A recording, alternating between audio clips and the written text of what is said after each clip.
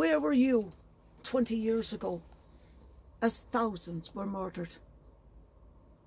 It matters not. What matters is that you never forget that feeling of hollowness, that sick emptiness, the fear. That is what it feels like when you lose your connection to Christ, ever so briefly. For a moment, we all lost our focus and couldn't hear him, couldn't see him, couldn't feel him. We couldn't hear him shouting through the vacuum created when all of those voices were silenced. But then, when we quieted our own fear, our own sorrow,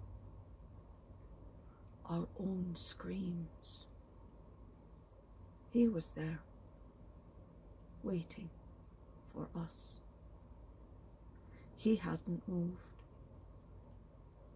He was where he had always been,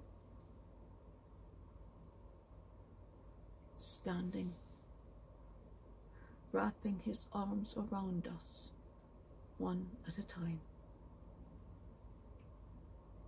I found him that day in the Eucharist. That was the largest Eucharistic Mass I had ever seen. It was bigger than any Christmas, bigger than any Easter.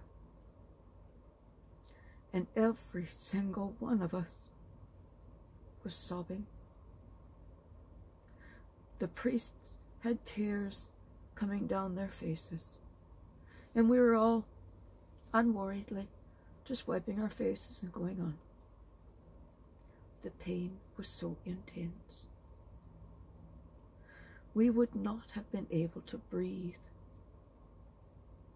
The pain and the fear so debilitating. So he worked our lungs for us.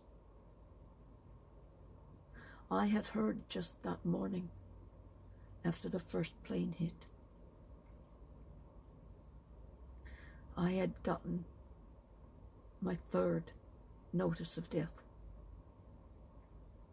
They were doing a test that morning to confirm.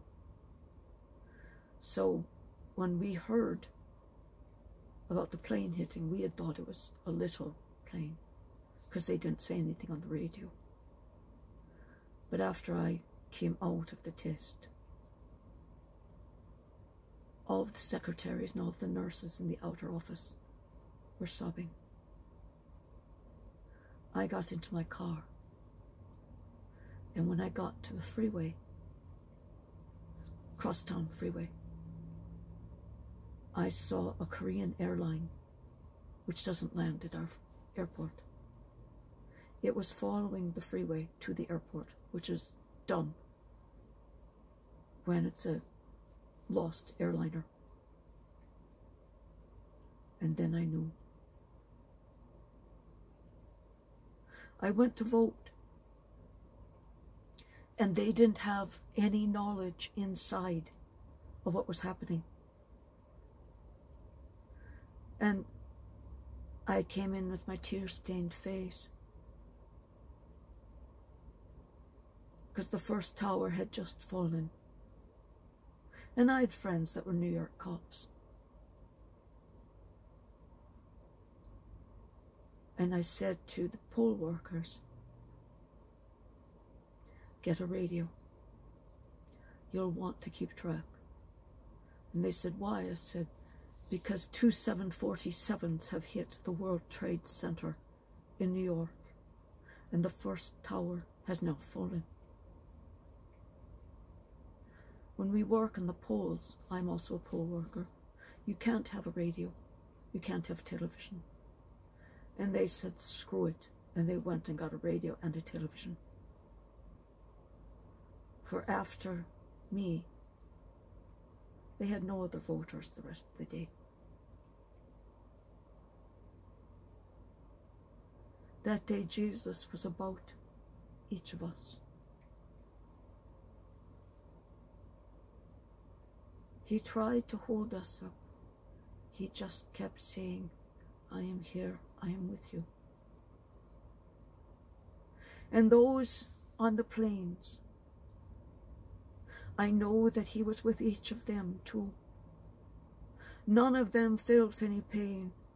They only felt the joy of his love as he whisked them each away at the last microsecond. So none of them felt the fear. None of them felt any pain. They only felt the hand of Christ Jesus gripping their own hand as he took them out of life to paradise.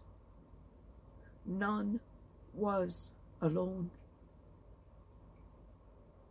Not even the non-believers who believe at the end. He isn't going to let these, his children, suffer for their pride and obstinacy.